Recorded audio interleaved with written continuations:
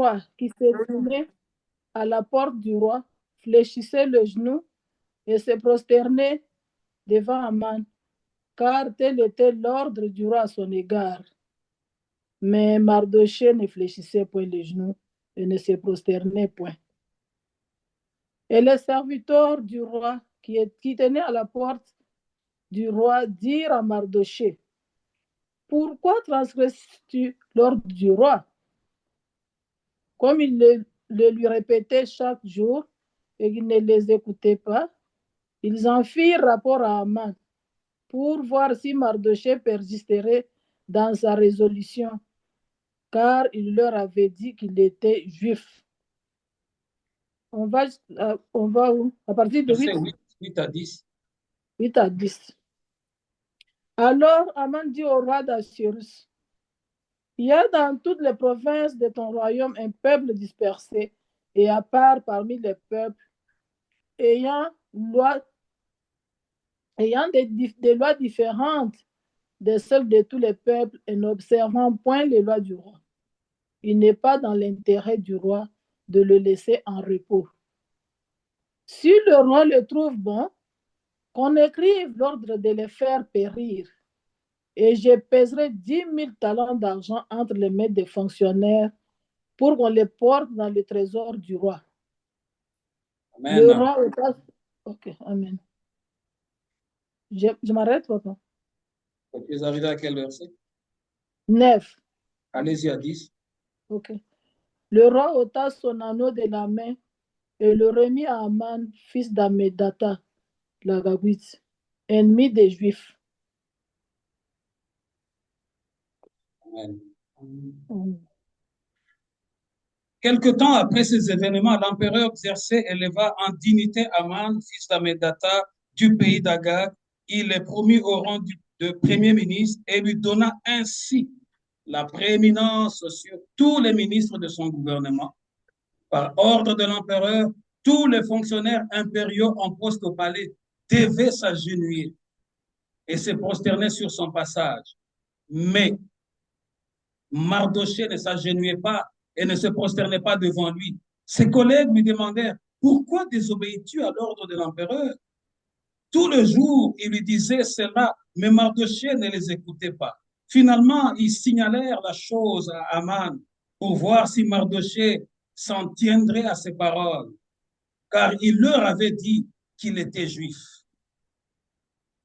Finalement, ils signalèrent la chose à Aman pour voir si Mardochée s'en tiendrait à ses paroles, car il leur avait dit qu'il était juif. Puis Aman alla dire à l'empereur Xerxès, il y a répandu parmi le peuple dans toutes les provinces de ton empire un peuple qui est inassimilable. Leurs lois sont différentes de celles de tous les autres peuples et ils n'obéissent pas aux lois impériales. L'empereur n'a aucun intérêt à les laisser en paix.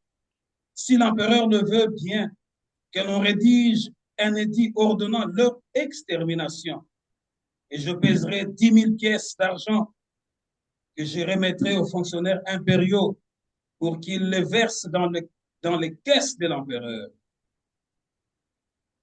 Tout le monde sera impressionné par une telle proposition. Il dit, empereur, faute seulement une loi, on doit exterminer tous les juifs. Dans l'entretemps, moi, je vais travailler fort, très, très fort. Je vais augmenter les impôts. Les revenus vont augmenter. Et tout cet argent, toute cette récolte que j'amasserai, je vais les verser dans les caisses de ton empire. Au verset 10, alors l'empereur ôta son anneau. Tellement que l'empereur était impressionné par la proposition, il finit par ôter son anneau. L'anneau qui signifie le symbole du pouvoir. Il était déjà premier ministre, mais avec une proposition machiavélique, l'empereur a ôté l'anneau du pouvoir pour lui faire porter. L'empereur ôta son anneau du doigt et le remit à Aman, fils d'Amedata, d'Agag, l'ennemi des Juifs. Amen. Nous introduisons notre message. Le dimanche dernier, nous avons commencé de parler de l'intervention divine. Et nous avions vu comment Dieu a agi ou comment Dieu agit par rapport à ceux qui confessent le nom de Jésus. Et ceux qui croient que Jésus est réellement ressuscité, que Dieu l'a ressuscité de mort. Aujourd'hui, je suis en train d'aller dans la même allure, mais sauf que nous sommes rentrés dans l'Ancien Testament. C'est ça la beauté de la Bible. Nous lisons le Nouveau Testament, nous rentrons dans l'Ancien Testament, nous voyons comment et combien Dieu est merveilleux. Je voudrais dire à chacun d'entre nous, vous qui m'écoutez, soit en ligne, au nord, au sud, à l'est, à l'ouest, où vous vous trouvez, et nous qui sommes ici en présentiel, que le livre d'Esther, c'est le seul livre de la Bible où le nom de Dieu n'est pas mentionné. C'est le seul livre où on ne cite pas Dieu dans la Bible. Mais cependant, le livre est là. C'est le seul livre où il y a deux personnages qui ont marqué l'histoire, Mardochée et Esther. Mais on ne parle pas de Dieu. On ne cite pas le nom de Dieu. Mais comment est-ce qu'il y a une intervention divine alors qu'on ne parle pas de Dieu, on ne mentionne pas Dieu nulle part dans la Bible, nulle part dans ce livre? J'aimerais dire à quelqu'un qui me suit aujourd'hui, même si tu ne vois pas Dieu, Dieu est là. Dieu, il agit dans l'ombre de ceux qui le craignent. Mardochée ici est de la tribu de Benjamin. Benjamin est le fils cadet de Jacob et de Rachel. Suivez-moi très bien. Il était, lui, avec sa famille, en déportation en Babylone. Et qui les a déportés? À cette période-là, Israël était sous une grande humiliation. Le roi Nabuchodonosor, qui était puissant à ce moment-là, il a pris toute la nation juive, à partir du roi jusqu'au dernier citoyen. Il les a amenés en captivité, en Babylonie. Et parmi les gens qui sont partis, Mardochée et toute sa famille étaient là. Le roi était là. Tout le monde était parti. Tout le monde suivait. Tout le monde était esclave. Ils sont arrivés dans un territoire où le peuple ne connaissait pas le véritable Dieu d'Abraham. Ils ne confessaient pas le Dieu d'Abraham. Ils étaient des occultistes, ils étaient des païens. Et là où il y a le païen, c'est le mal qui prolifère, c'est la méchanceté qui règne, c'est l'idolâtrie qui domine. Mardochée, ils étaient loin d'Israël, ils étaient loin de Jérusalem. Là où ils étaient, il n'y avait pas de temple. Jérusalem est resté, c'était dans les souvenirs. Les temples est resté à Jérusalem. Là où ils sont allés en captivité comme esclaves, les prophètes n'exerçaient pas leur prophétie. Les prêtres n'exerçaient pas la prêtrise. Il n'y avait pas de culte. Ils étaient soumis là où ils étaient. Il n'y avait pas de culte. Il n'y avait pas de prophétie. Il n'y avait pas de temple. Mais suivez-moi très bien. Malgré que tout ça était resté derrière eux, dans le cœur de Mardochée, il y avait la loi de l'Éternel. J'aimerais dire à quelqu'un, suivez-moi très bien, quel que soit le lieu où tu es, que tu sois au Congo, que tu sois en France, que tu sois en Belgique, ne dis toujours pas quand j'étais au Congo, quand j'étais là-bas. Non, tu peux être loin de là où tu as servi ton Dieu. Tu peux être en Chine, tu peux être en Indonésie, tu peux être n'importe où sur cette planète. Dieu est toujours présent. Il n'y avait pas de culte, il n'y avait rien, il n'y avait pas de temps, mais dans le cœur de Mardochée, la loi de l'Éternel était là. Pourquoi? Mardochée était juif. Mardochée était descendant de Jacob. Or, lorsque Dieu a parlé à Moïse, il lui a donné la loi, les principes qu'Israël devrait suivre. Dieu a dit à Moïse, dis à mon peuple, ils n'auront aucun autre Dieu devant ma face. Écoute Israël, l'Éternel, ton Dieu, est le seul éternel. Tu attacheras cette loi dans ton cœur. Tu l'écriras sur les montants de tes portes, de génération en génération. et tu l'inculqueras. Ça, c'est ce que Dieu a dit à Moïse de dire aux enfants d'Israël. Dit, ça, tu dois dire à tes enfants que Dieu est le seul éternel. Tu dois les retenir dans ton cœur. Lorsque tu sors, lorsque tu te couches, lorsque tu te lèves, lorsque tu te déplaces. Et tu dois aussi inculquer ça à tes enfants, de génération en génération.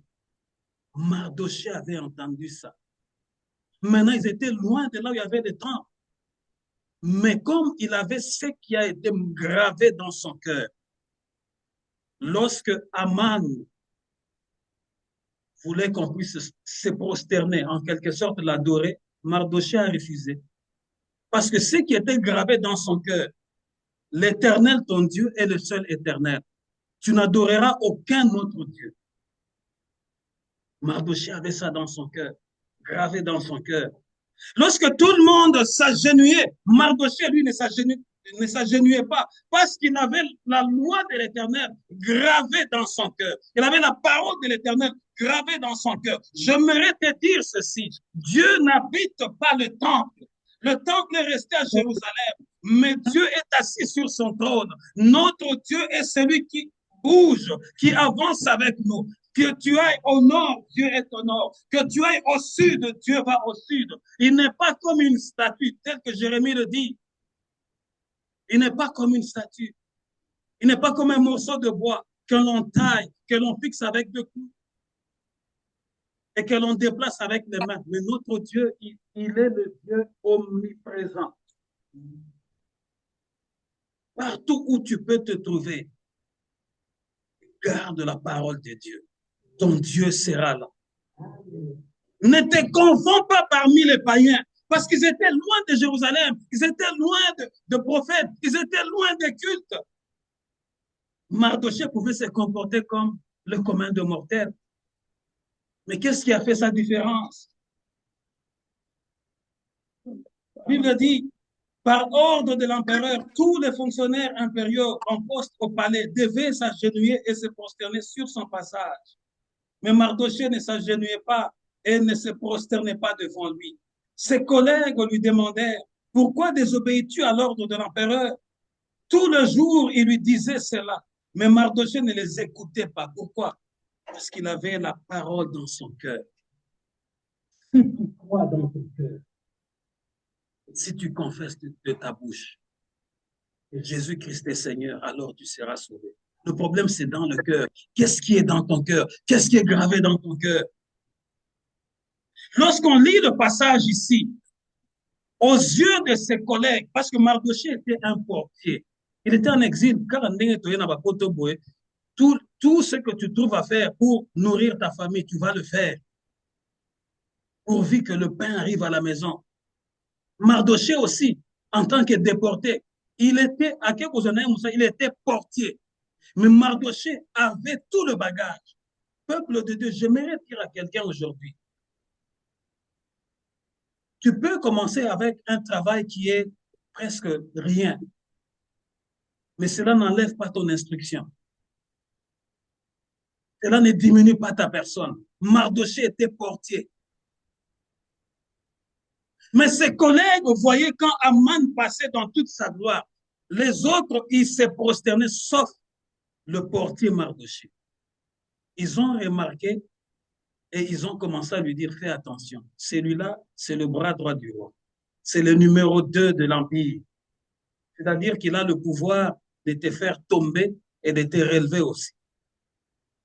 C'est lui qui parle à l'oreille de l'empereur tous les jours, ces messieurs-là. Mais la Bible dit que Mardoché a refusé de les écouter. Pourquoi? Mardoché avait la parole de Dieu dans son cœur. Il savait qu'on ne peut jamais, alors jamais se prosterner devant un homme. C'est de l'idolâtrie. Mais les autres lui ont intimidé pour dire, nous allons dire ça à Amar, au Premier ministre. Nous allons voir si tu vas agir de la même manière. Ils ont dit ça au Premier ministre. Mais lorsque le Premier ministre est entré, tout le monde s'attendait que Mardoché puisse s'agenouiller. Il ne l'a pas fait. Aux yeux du monde, la situation de Mardoché était défavorable. Laisse-moi te dire, toi qui me suis aujourd'hui, aux yeux de ceux qui te regardent aujourd'hui, ils sont en train de voir que c'est toi qui es en train de faire. Mais aux yeux de celui qui agit dans l'ombre, c'est toi qui vas étonner. À la fin du film, c'est toi qui vas étonner. Le malheur avec nous aujourd'hui, nous nous appelons chrétiens, enfants de Dieu, ceci, cela, nous venons au culte, nous chantons, nous dansons, mais la parole n'est pas dans notre cœur. Il suffit seulement qu'il y ait une petite épreuve, nous abandonnons tout, nous laissons tout à côté, nous ne savons même plus comment nous maquiller, nous ne sommes plus, nous perdons la joie, le visage est défiguré, nous nous décourageons, nous abandonnons même le chemin de l'église à cause d'une épreuve. Et le malheur aussi avec nous, les gens qui nous environnent, les gens que nous fréquentons, ils sont tellement négatifs, ils sont tellement les naysayers. Parce qu'ils te voient dans cette position, ils disent c'est fini. Il ne va pas battre cette maladie, il ne va pas sortir de là, il ne va pas s'en sortir. Non, en tout cas, ça fait une année qu'on le voit là. Non, c'est fini. Aux yeux du monde, Mardochée était perdant. Aux yeux de ses collègues, c'était Mardochée. Mardochée, tu es déjà parti perdant. Dans ce game ici, Mardochée, toi, tu es déjà loser. C'est ce que le monde présente souvent. Ce qui t'arrive dans ton foyer, ce que tu es en train de vivre, aux yeux du monde, on voit que tu es déjà perdant. Mais moi, je t'en prie ce matin, garde la parole dans ton cœur. Quelle que soit la situation, ne te prosterne pas devant la situation du monde. Garde la même énergie, garde le même sourire, garde le même engouement, garde la même joie, garde la même persévérance. Aman a fait de propositions au roi. Il a dit, il y a dans ton empire un peuple répandu. Ces lois sont différentes de tous ceux qui sont dans ton empire. Pourquoi? Les Juifs, ils étaient loin de leur temple. Mais ils célébraient toujours leur Dieu, quoi qu'en captivité. Ils ne savaient pas quand est-ce que Dieu allait les libérer. Ils ne savaient pas quand est-ce qu'ils allaient retourner à Jérusalem. Mais ils savaient qu'il y a un Dieu qui est assis sur le trône. Aman a décidé d'exterminer ce peuple parce qu'il ne voulait pas s'assimiler aux coutumes païennes. Tu vois, nous qui voulons servir Dieu, au milieu de ce monde chaotique, nous sommes comme, nous sommes comme des hommes à abattre. La manière dont on nous présente, que ce soit dans nos propres familles, que ce soit autour de nous, on nous présente comme étant des orgueilleux, on nous présente comme étant des gens qui ne veulent pas rester avec les autres, on nous a déjà caricaturés. Mais c'est à la fin du film, c'est à la fin du film, on saura qui est dans le vrai. C'est ça. Il y a dans ce pays les gens qui ne veulent pas se mélanger aux autres. Oui, parce qu'ils savaient qu'on ne peut adorer que l'Éternel, le Dieu Tout-Puissant, le Dieu vivant. Esther chapitre 4, versets 7 à 16. Nous allons lire un peu plusieurs livres afin de comprendre la grandeur de notre Dieu. Esther chapitre 4, versets 7 à 16. Esther 4, 7 à 16.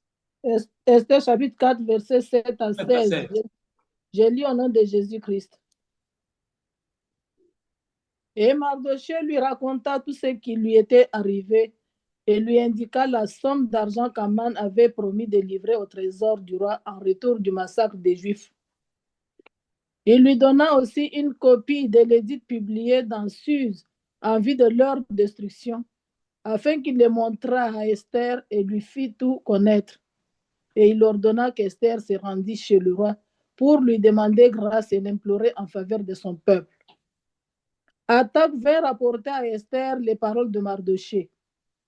Esther chargea Attaque d'aller dire à Mardochée: tous les serviteurs du roi et le peuple des provinces du roi savent qu'il existe une loi portant peine de mort contre quiconque, homme ou femme, entre chez le roi dans la cour intérieure sans avoir été appelé. Celui-là seul a la vie sauve, à qui le roi tend le sceptre d'or. Et moi, je n'ai point été appelé auprès du roi depuis 30 jours. Lorsque les paroles d'Esther eurent été rapportées à Mardochée, Mardochée fit répondre à Esther: ne t'imagine pas que tu échapperas seul d'entre tous les Juifs, parce que tu es dans la maison du roi. Car si tu te tais maintenant, le secours et la délivrance surgiront d'autre part pour les Juifs, et toi et la maison de ton père, vous périrez.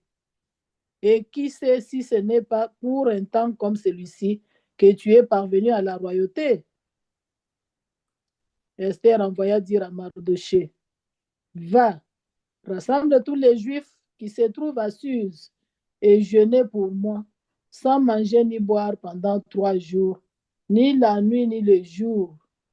Moi aussi, je jeûnerai, de même avec mes servantes. Puis j'entrerai chez le roi malgré la loi. Et si je dois périr, je périrai.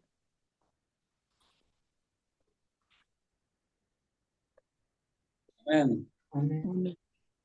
Mardochée l'informant de tout ce qui lui était arrivé et lui dit notamment quelle quantité d'argent Aman avait promis de verser dans le coffre de l'empereur pour que l'on fasse périr tout le juif. Il lui remit aussi une copie du texte de l'édit d'extermination qui avait été publié dans Suse pour qu'il la montre à Esther. L'informe de la situation et lui ordonne de se rendre chez l'empereur afin d'implorer sa pitié et de le supplier en faveur de son peuple. Attaque revint et rapporta à Esther les paroles de Mardochée. Celle-ci ordonna à Attaque de rapporter sa réponse à Mardochée. Tous les serviteurs de l'empereur ainsi que les habitants de toutes les provinces de l'Empire savent bien qu'il y a une loi qui est la même pour tous, en vertu de laquelle tout homme ou toute femme qui pénétrerait dans la cour intérieure du palais pour se rendre auprès de l'empereur sans avoir été convoqué par lui sera mis à mort, sauf si l'empereur lui tend son sceptre d'or. Alors seulement sa vie lui sera épargnée. Quant à moi, voilà 30 jours que je n'ai plus été invité à me rendre chez l'empereur. Lorsqu'on eut rapporté à Mardochée les paroles d'Esther, il lui fit répondre, ne t'imagine pas qu'étant dans le palais impérial, tu seras épargné à la différence de tous les autres, s'il vous plaît. Ça me distrait ici. Il lui fit répondre, sois la bienvenue, maman. Il lui fit répondre, ne t'imagine pas qu'étant dans le palais impérial, tu seras épargné à la différence de tous les autres juifs. Bien au contraire, car si tu persistes à garder le silence dans les circonstances présentes, le salut et la délivrance viendront d'ailleurs pour le juif, alors que toi et ta famille, vous périrez d'ailleurs. Vous périrez. D'ailleurs, qui sait si ce n'est pas en vue de telles circonstances que tu es devenue impératrice? Amen. Amen. On continue. Alors Esther fit porter cette réponse à Mardochée. Va, rassemble tous les Juifs qui se trouvent à Suse, jeûnez pour moi sans manger ni boire pendant 3 jours et 3 nuits. J'observerai de mon côté le même jeûne avec mes servantes. Ensuite, je me rendrai chez l'empereur malgré la loi. Si je dois mourir, je mourrai. Peuple de Dieu, lorsque Aman a fomenté le plan, lorsqu'il a conçu le plan des génocides, il voulait exterminer toute une nation, tout un peuple, au prix d'argent qu'il devrait déposer dans la caisse de l'Empire, auprès de l'empereur, sa caisse personnelle. Mardochée étant au courant de ce projet maléfique, le projet du génocide, il a appelé l'aide de camp de sa nièce, Esther ou Hadassah. Esther qui veut tout simplement dire espoir. Et lorsqu'il a appelé, il a fait le récit de tout ce que Aman avait projeté. Il dit, Esther, toi tu es dans la cour du roi, tu es dans le palais. Tu entres dans le palais. Regarde ce qui s'est dit, ce qui se prépare contre ton peuple. Toi, tu es de la même race que moi. Mais il y a déjà des lettres qui sont écrites pour le génocide de notre peuple. Pourquoi? Parce que nous adorons le Dieu d'Israël. Même si ce n'est pas mentionné, mais la cause, c'est celle-là. Parce que Aman a dit à l'empereur, il y a dans ton empire ici un peuple dont les lois sont différentes de tout le peuple qui est dans ton empire. Et ils ne veulent pas s'assimiler au peuple qui est dans ton empire. Pourquoi? Parce qu'ils étaient mis à part. C'était la nation de Dieu. Quoi qu'étant en exil, mais ils sont restés la nation de Dieu. J'aimerais te dire, toi qui me suis ce matin, maman, jeune fille, toi qui es là ce matin, jeune garçon, quel que soit l'environnement où tu te trouves, ne t'assimile pas aux hommes du monde. Parce que tu as été racheté à un grand prix. Le sang qui a coulé à la croix. Parce qu'à chaque fois que tu vas t'assimiler aux païens, à chaque fois que tu vas imiter le païen, c'est comme si, la Bible le dit, c'est comme si tu remettais encore Christ à la croix. Et alors, lorsqu'il a fait dire ça aux collaborateurs d'Esther, va lui dire qu'il y a un projet de génocide, qu'elle fasse tout pour rencontrer l'empereur. Mais Esther elle-même savait qu'il y avait une loi. Tu ne pouvais pas rencontrer, même si tu es sa femme, dans la cour impériale, même si tu es sa femme, tu ne pouvais pas rencontrer l'empereur parce que c'était une loi votée. Tu ne pouvais pas le rencontrer si ce n'était que par son ordre à lui ou son invitation. Elle dit, ça fait déjà 30 jours que je n'ai pas vu l'empereur moi-même déjà parce qu'il y a une loi. Je ne peux pas passer à côté de la loi. Mais Mardoché, lorsqu'il il reçoit l'information, le retour, il dit, mais va lui dire, ce n'est pas par hasard qu'elle est à cette position-là, qu'elle agisse pour le salut de son peuple. Mais si elle refuse d'agir, étant dans cette position-là favorable, si elle refuse d'agir, le salut nous viendrait d'ailleurs. Le Dieu du ciel qui agit dans l'ombre, il est vivant. Le salut est toujours disponible, peuple de Dieu. Ça dépend de ton cœur. Ça dépend de ta disposition de foi. Le salut est toujours disponible. Mais Esther, lorsqu'elle a reçu encore cette réponse, elle a dit, va dire à Mardoché et à tous les Juifs qu'ils portent un jeûne de 3 jours pour moi. Moi aussi, je vais jeûner pendant 3 jours. Voilà pourquoi tu entends dans d'autres églises, on parle du jeûne d'Esther. Pendant 3 jours, soyez à jeûne. Moi aussi, je vais jeûner et je vais me présenter au roi. Même si je dois mourir, je mourrai. Pendant 3 jours, le peuple d'Israël était en train de jeûner, de prier et de se prosterner devant Dieu, de chercher la face de Dieu, afin que le plan du génocide ne réussisse pas. Esther aussi, de son côté, était en train de prier, de jeûner, afin qu'elle aille se présenter devant le roi. Parce qu'il y a une loi qui est établie que tu ne peux pas voir le roi si ce n'est que par sa demande. C'est lui qui allait à l'encontre de cette loi-là, on devrait l'éliminer. Mais au bout d'un temps, lorsque Esther est parue devant le roi, devant l'empereur Xerxès qui était rempli de puissance et d'autorité, Xerxès a été soumis à la volonté de Dieu. Bien qu'on ne parle pas de Dieu dans ces livres ici, mais le Dieu qui contrôle toutes choses agissait dans l'ombre pour l'accomplissement de sa volonté. J'aimerais te dire que lorsque tu passes le temps devant Dieu, lorsque tu te caches devant Dieu dans la prière, aucune loi de ce monde, aucune loi de ce monde, aucune méchanceté de ce monde ne pourra résister à ta face. Parce qu'Esther a dit, jeûnez pour moi. Au bout de 3 jours, je vais me présenter. Si je dois mourir, je mourrai ce jour-là. Mais Dieu a révoqué tout ce qui a été établi dans la loi. Et Esther a trouvé faveur auprès du roi.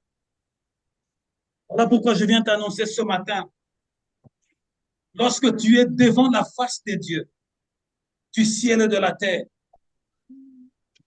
lorsque tu sors de la face de Dieu, rien de ce monde ne pourra te résister. Amen. Rien de ce monde. Amen. Aucun roi de ce monde, aucune circonstance de ce monde, aucune Amen. loi établie de ce monde. Lorsque Amen. tu sors de la face de Dieu, tu es prêt et tu es prête à affronter n'importe quel défi dans ce monde. Amen. Tu es prêt à affronter n'importe quel défi. Mais cache-toi dans la prière afin que l'impossible devienne possible. Dans le nom puissant de Jésus. Esther chapitre 5, versets 13 à 14. Esther chapitre 5, verset 13 à 14. 14. Je lis au nom de Jésus-Christ. Mais tout cela n'est d'aucun prix pour moi aussi longtemps que je verrai Mardochée, le Juif, assis à la porte du roi. Zeresh, sa femme et tous ses amis lui dirent qu'on prépare un bois haut de 50 coudées et demain matin demande au roi qu'on y pende Mardochée. Puis tu iras joyeux au festin avec le roi. Cet avis plut à Aman et il fit préparer le bois. Amen. Mais tout cela ne compte pour rien à mes yeux, aussi longtemps que je verrai ces Juifs Mardochée assis à la porte du palais impérial.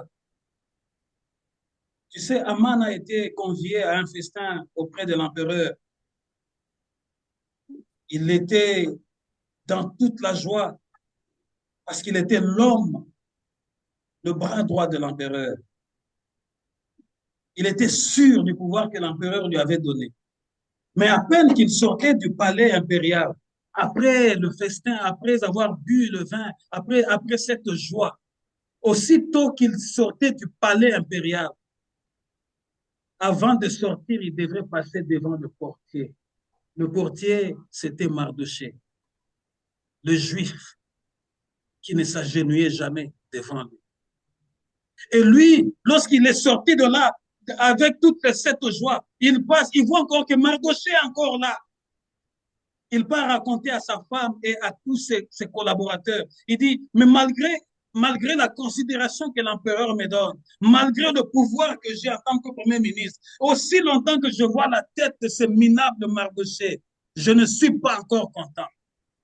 Vous savez, parmi nous, il y a des gens, aussi longtemps que tu respires, il n'est pas content. Aussi longtemps que tu es là, elle n'est pas contente. Aussi, mais je mérite te dire, reste attaché à la volonté de Dieu. Tu ne l'as rien fait. Tu ne l'as jamais injurié. Tu n'as jamais emprunté son argent. Mais aussi longtemps que tu es là, tu le déranges. Pourquoi? À cause de ton Dieu. À cause de ton Dieu. Il était dans une haine excessive. Il dit, mais tout cela ne compte pour rien à mes yeux, aussi longtemps que je verrai ces Juifs Mardochée assis à la porte du palais impérial. Sa femme Zérek et tous ses amis lui disent, il n'y a qu'à faire dresser une potence haute de 25 mètres. Et demain matin, tu parleras à l'empereur, parce qu'il savait que c'était lui qui parlait à l'oreille de l'empereur. Tout ce qu'il disait, l'empereur disait oui. Il dit, mets un poteau de 25 mètres, vraiment dans la cour impériale, et parle à l'empereur que tu veux la tête de ces portiers-là. Pour qu'on y pende Mardochée. Puis tu pourras aller gaiement au festin en compagnie de l'empereur. Cette proposition plut à Aman et il fit faire la potence. Je viens te dire aujourd'hui, il y a des potences qui ont été faites pour toi. Laisse-moi te dire que tu ne monteras pas sur ce poteau-là. Aussi longtemps que tu seras devant la face de ton Dieu, tout ce qui a été pensé, tout le piège, tout ce qui a été préparé, tu ne tomberas pas. Amen. Amen. Ils étaient en train de préparer quelque chose de grave. Le Mardochée, innocent à la porte, il ouvrait la porte. C'est comme nous autres. Tu vas rencontrer les gens gaiement, tu les salues, mais tu ne sais pas ce qu'il y a dans son cœur. Il t'a déjà maudit, elle t'a déjà maudite. Il t'a déjà empoisonné. Il a déjà souhaité ta perte. Il a déjà souhaité ton malheur. Il a déjà souhaité ta pauvreté. Il veut que tu périsses. Mais toi, tu les salues. Tu ne sais pas ce qu'il a déjà conçu dans son cœur. Esther chapitre 6, verset 1 à 13. Esther 6, 1 à 13. Esther chapitre 6, verset 1 à 13. Je lis au nom de Jésus-Christ. Cette nuit-là, le roi ne put pas dormir et il se fit apporter le livre des annales, les chroniques. On les lut devant le roi. Et l'on trouva écrit ce que Mardochée avait révélé au sujet de Bigtan et de Teresh, les deux eunuques du roi, garde du seuil, qui avaient voulu porter la main sur le roi d'Assyrus. Le roi dit, quelle marque de distinction et d'honneur Mardochée a-t-il reçu pour cela? Il n'a rien reçu, répondirent ceux qui servaient le roi. Alors le roi dit, qui est dans la cour? Aman était venu dans la cour extérieure de la maison du roi pour demander au roi de faire pendre Mardochée au bois qu'il avait préparé pour lui. Les serviteurs du roi lui répondirent, c'est Aman qui se tient dans la cour. Et le roi dit qu'il entre. Aman entra et le roi lui dit, que faut-il faire pour un homme que le roi veuille honorer? Aman se dit en lui-même, quel autre que moi le roi voudrait-il honorer? Et Aman répondit au roi, pour un homme que le roi veut honorer, il faut prendre le vêtement royal dont le roi se couvre et le cheval que le roi monte et sur la tête duquel se pose une couronne royale, remettre le vêtement et le cheval à l'un des principaux chefs du roi, puis revêtir l'homme que le roi veut honorer, le promener à cheval à travers la place de la ville et crier devant lui. C'est ainsi que l'on fait à l'homme que le roi veut honorer.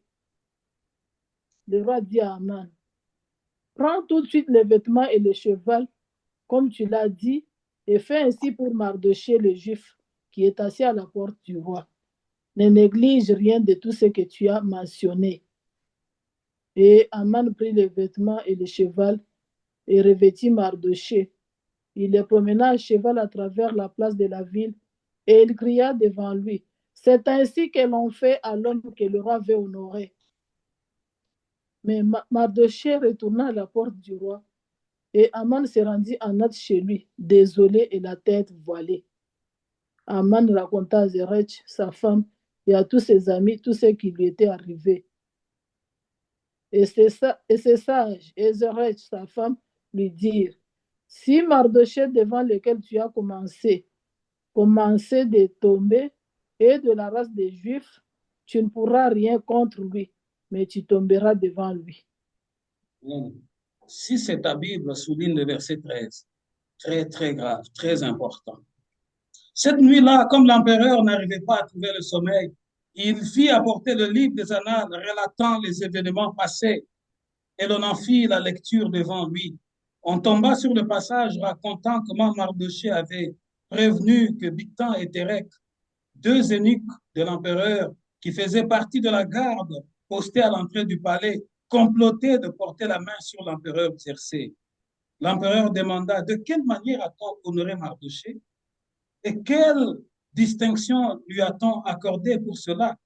Le serviteur qui était en fonction auprès de lui répondit, on n'a rien fait pour lui.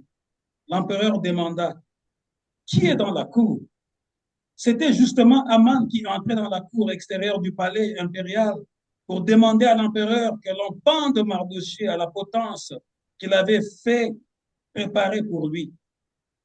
Les serviteurs dirent à l'empereur, c'est Aman qui se tient dans la cour. Qu'il entre, ordonna l'empereur. Aman entra et l'empereur lui demanda, que faut-il faire pour un homme que l'empereur désire honorer? En son fort intérieur, Aman s'est dit, quel homme l'empereur peut-il désirer honorer sinon que moi? Parce qu'il était trop sûr de lui.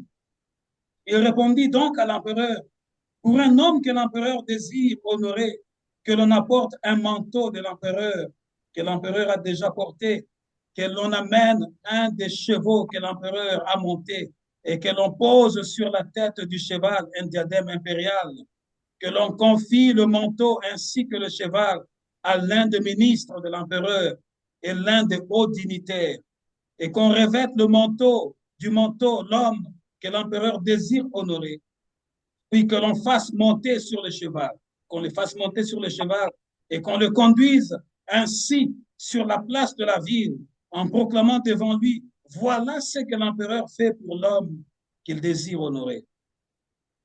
Alors l'empereur dit à Aman, dépêche-toi, d'aller chercher le manteau et le cheval, comme tu l'as dit, et fais tout cela pour le juif Mardoché qui exerce des fonctions au palais.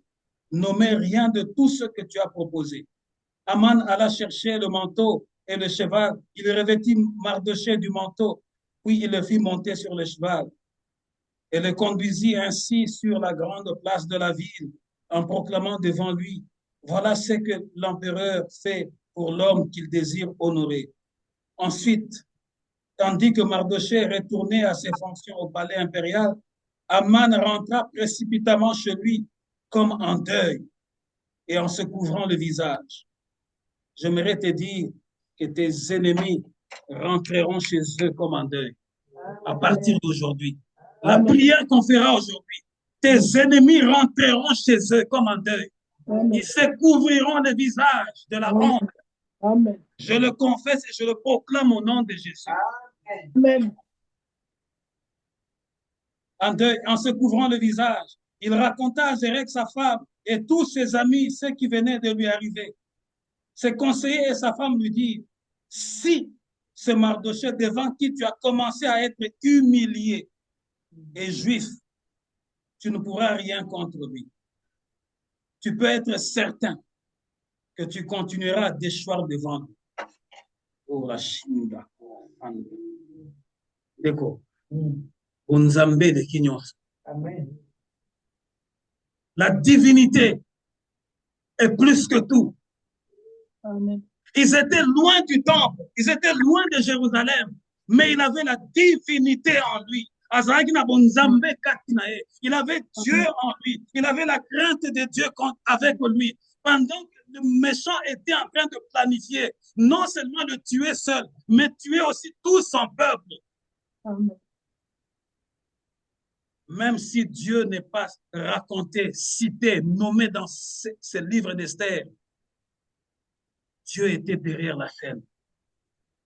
Cette nuit-là, l'empereur, lui qui a tout, lui qui a le luxe, lui qui a la richesse, lui qui mange tout ce qu'il veut, lui qui a les honneurs, lui qui quand il a la chaleur, il y a des épouvantails, il y a des domestiques qui sont là, il y a des sujets qui sont là, il a tout pour dormir.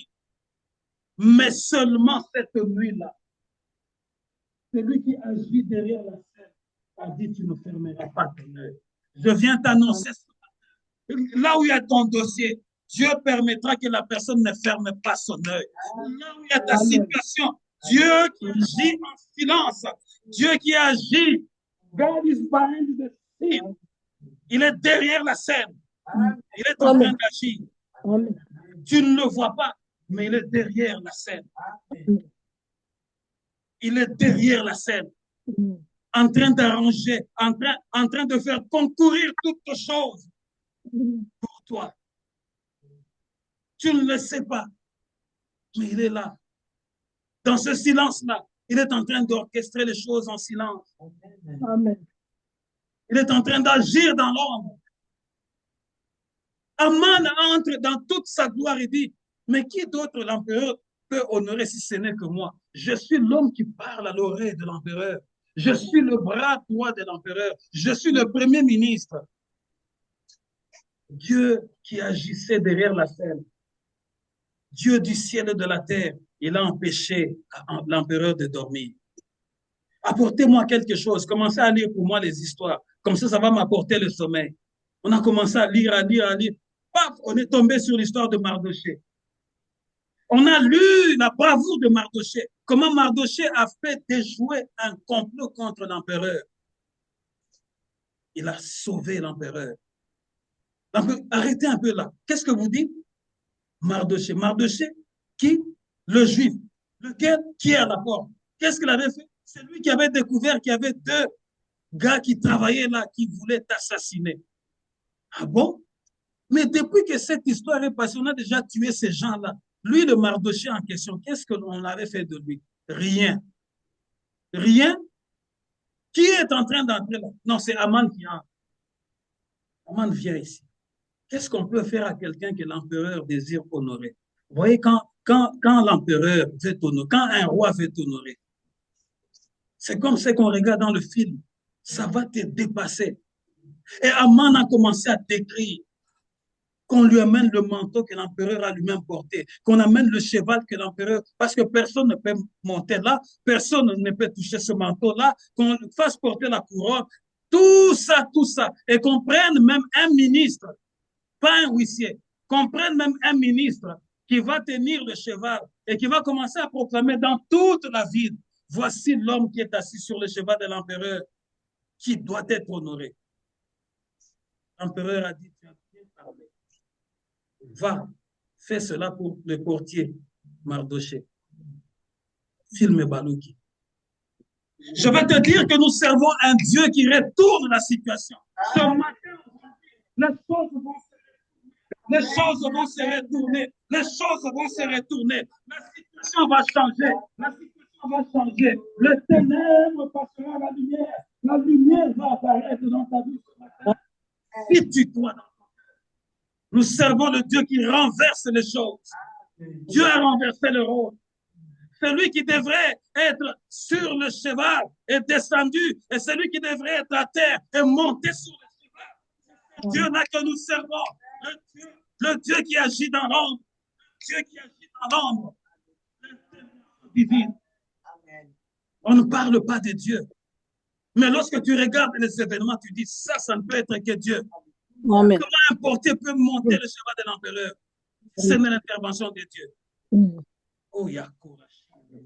Nous ne venons pas blaguer ici, peuple de Dieu. Je ne cesse de vous le dire. Aussi longtemps que nous allons prier ce Dieu-là, de tout notre cœur, avec sincérité, Dieu va nous étonner. Il va nous étonner. Il va renverser la vapeur. Il va changer la situation. Il va tourner en bourrique nos ennemis. S'ils ne meurent pas, ils vont voir et ils vont dire, vraiment, ils ont Dieu. Amen. Aman était dans la ville. Imaginez-vous le premier ministre à pied. Ce jour-là, c'était l'étonnement de tout le monde. Qui est là? C'est Aman. Donc, ça s'est raconté dans toute la ville. Comme on dit en français, toute la ville en parle. Donc, tout le monde ne voulait pas rater l'événement parce que c'était Aman qui traînait le cheval. C'était Mardoché, le portier, qui était sur le cheval avec la couronne, avec un manteau de l'empereur. Tu seras revêtu de manteau de gloire aujourd'hui. Amen. Les rôles vont changer lors du travail. Le rôle dans ta maison. Le rôle vont changer. Tes ennemis seront dans la confusion. Ils vont se couvrir le visage. Amen. Nous avons un Dieu qui est dans l'ombre. Amen. Amen. Vous savez, beaucoup de gens nous ont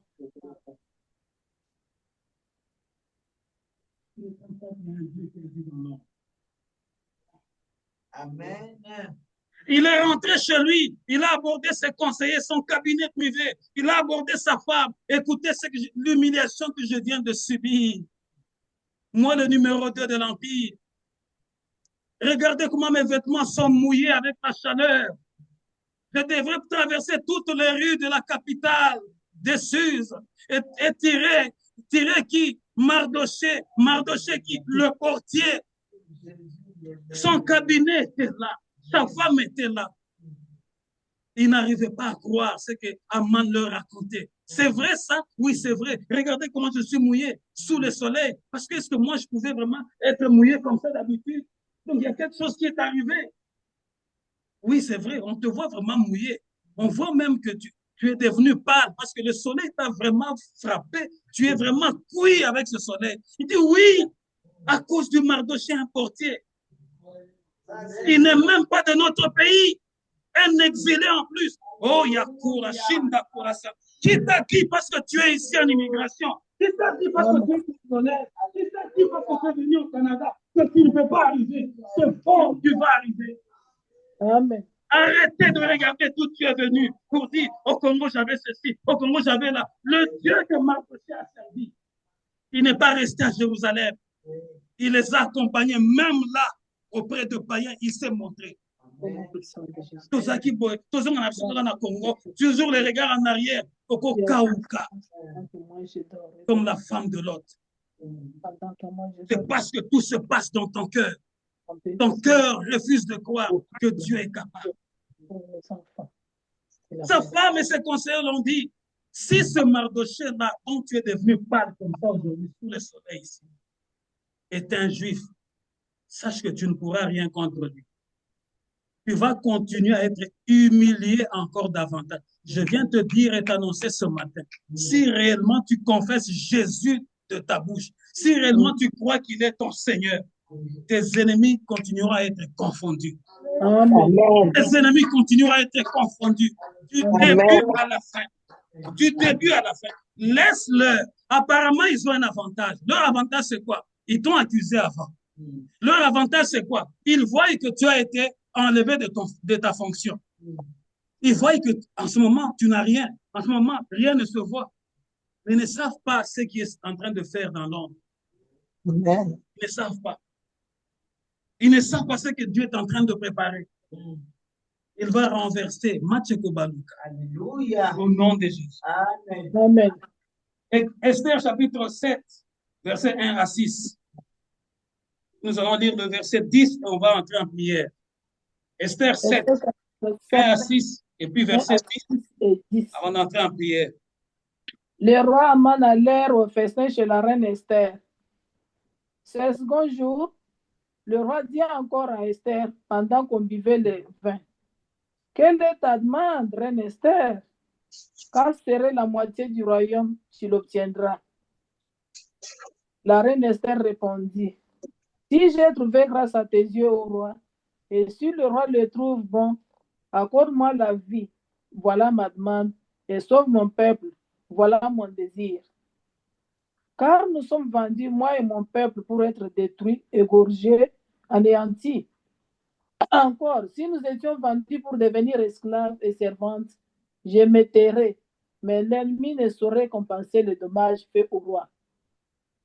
Le roi Assuérus prit la parole et dit à la reine Esther, qui est-il et où est-il celui qui se propose d'agir ainsi?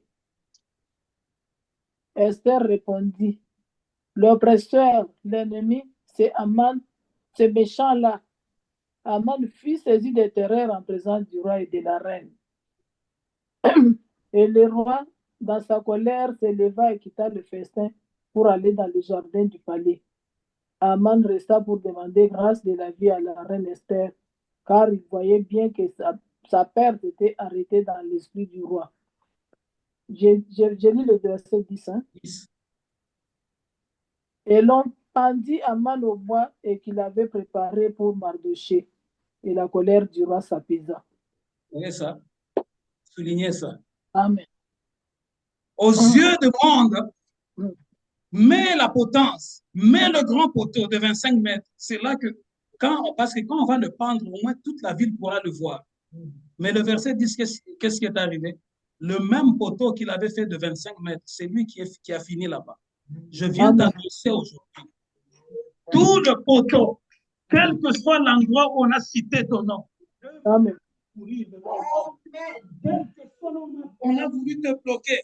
Eux-mêmes vont se bloquer dans leur blocage au nom de Jésus. Au nom de Jésus. Alléluia. Amen. Verset 1 à 6. L'empereur et Aman arrivèrent donc pour festoyer avec l'impératrice Esther ce deuxième jour. Pendant que l'on buvait le vin, l'empereur demanda de nouveau à Esther, dis-moi, quelle est ta requête, impératrice Esther? Elle te sera accordée. Quelle est ta demande? Même si c'est la moitié de mon empire, tu l'obtiendras. Maintenant, qu'est-ce qui a fait que le roi a comme Abidobel? Est-ce que vous comprenez ça? Dieu était derrière la scène. Quand tu passes le temps devant Dieu, lorsque tu te présentes devant les rois de ce monde, c'est Dieu qui va changer ta situation. Dieu mettra dans leur bouche ce qu'il voudra qu'ils te disent. C'est Dieu qui prendra les contrôles.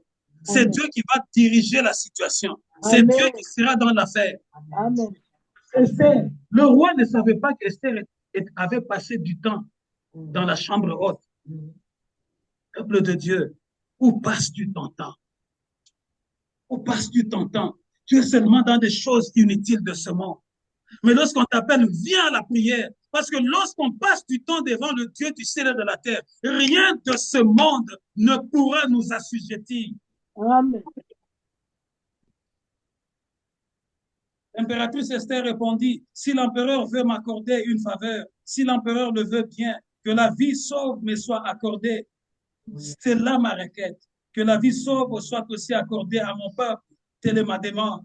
En effet, moi et mon peuple, nous avons été livrés pour être massacrés, tués et exterminés. Si nous avions seulement été vendus comme esclaves et servantes, j'aurais gardé le silence, car c'est dans ce cas, notre infortune ne vaudrait pas la peine que l'on importune l'empereur. Alors l'empereur Xerxès demanda à l'impératrice Esther, qui est-il celui qui a eu l'audace de concevoir un tel dessein? Où est-il? Esther répondit, les persécuteurs, l'ennemi, c'est Aman. Il était juste à côté là. Esther lui pointe le doigt. C'est Aman, ce misérable. Alors Aman fut épouvanté devant l'empereur et l'impératrice.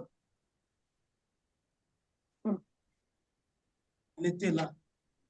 Il était sûr que ce jour-là, c'était le jour où les Juifs allaient mourir. Mais Dieu a changé le jour du deuil en un jour de gloire. Je viens d'annoncer aujourd'hui, Dieu est en train de changer ton jour de deuil en un jour de gloire.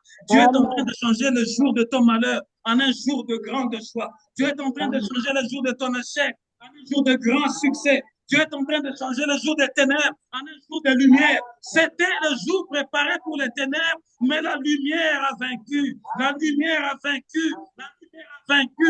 Et Aman a fini par être pendu. Il a fini sur le bois qu'il avait préparé.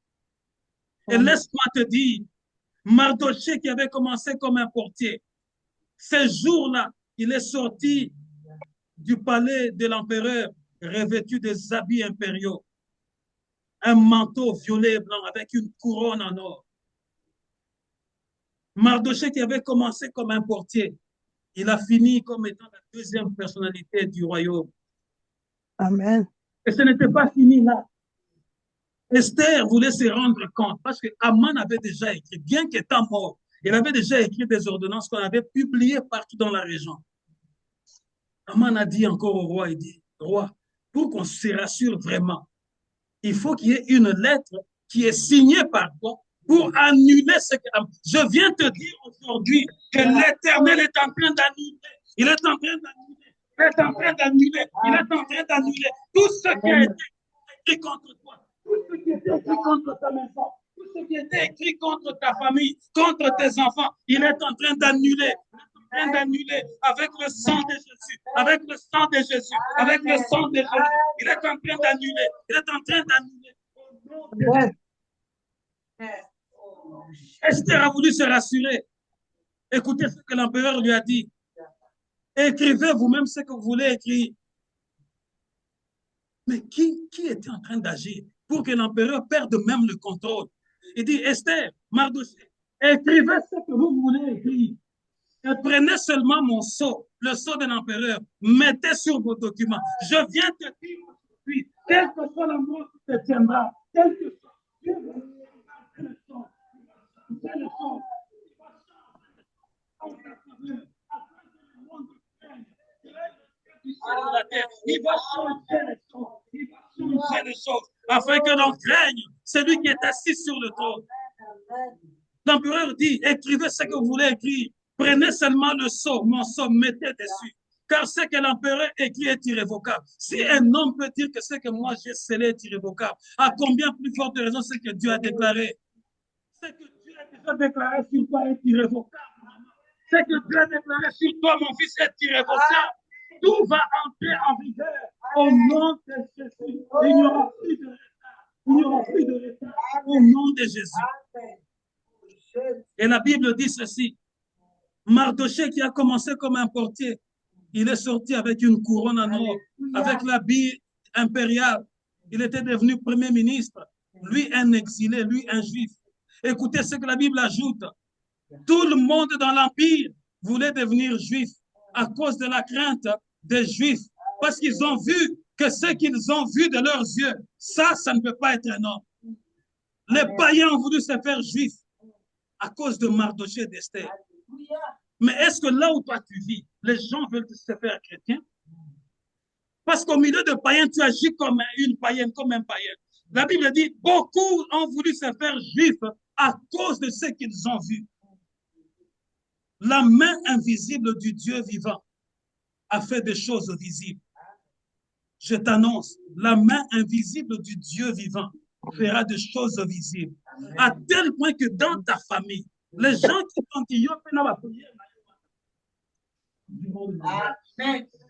ils chercheront le baptême. Ils chercheront la délivrance au nom de Jésus. Peu importe là où tu as commencé, ce qui importe, c'est là où tu vas finir ta vie. Amen. Mardochée avait commencé comme un portier. C'est ce que la Bible dit, le faible commencement. Est-ce que je parle à quelqu'un aujourd'hui? Parce que dans le niveau, c'est juste le faible commencement. Peu importe là où tu as commencé, ce qui importe, c'est là où tu vas finir ta course.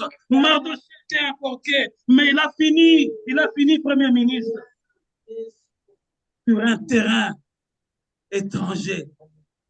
C'est Dieu-là qui agit derrière la scène. C'est Dieu-là qui agit dans l'ombre. Il va le faire. Tenons-nous à prière. Tenons-nous à prière. Debout pour la prière. C'est Dieu-là va le faire. C'est Dieu-là va le faire. C'est Dieu-là va le faire. C'est Dieu-là va le faire. C'est Dieu-là va le faire. C'est Dieu-là va le faire. C'est Dieu-là va le faire. Il va accomplir. Il va accomplir. Il va réaliser. Il va accomplir. Il va réaliser. Il est en train de tourner les choses. Il est en train de tourner les choses. Tu ne le vois pas encore, mais tu le verras. Reste seulement au pied. Reste seulement au pied de la croix. Reste seulement au pied. Ne refuse pas de te donner à Dieu. Reste devant la face de Dieu. Quel que soit l'endroit où tu es, quel que soit où tu es. Tu peux être dans une famille des incirconcis. Tu peux être dans un milieu hostile à la parole de Dieu. Mais toi, demeure comme Mardochée. Tu donneras raison. Le monde te donnera raison. Les gens diront que l'Éternel est réellement vivant. L'Éternel est réellement vivant. Il est réellement juste dans tout ce qu'il dit. Il est réellement juste dans tout ce qu'il fait. Il agit derrière l'ombre. Il agit derrière l'ombre. Dans l'ombre, il agit au nom de Jésus. Papa, nous ne voulons que te dire merci. Dans ce livre d'Esther, on n'a pas mentionné ton nom, Adonai. Mais il y a eu un peuple qui a refusé d'imiter le païen. Ils se sont conformés à ta volonté. Et à la fin, Mardochée et Esther ont changé le destin de toute une nation. Le jour qui était préparé pour eux comme un jour de deuil, ce jour-là a été changé en un jour de fête. Seigneur, je ne sais pas pour quelqu'un au milieu de nous qui les médecins ont dit que le jour était compté. Mais laisse que ce jour-là se transforme en un jour de témoignage, un jour de grand témoignage. Je ne sais pas celui qui est dans une situation confuse maintenant. Laisse que ce jour soit un jour de témoignage.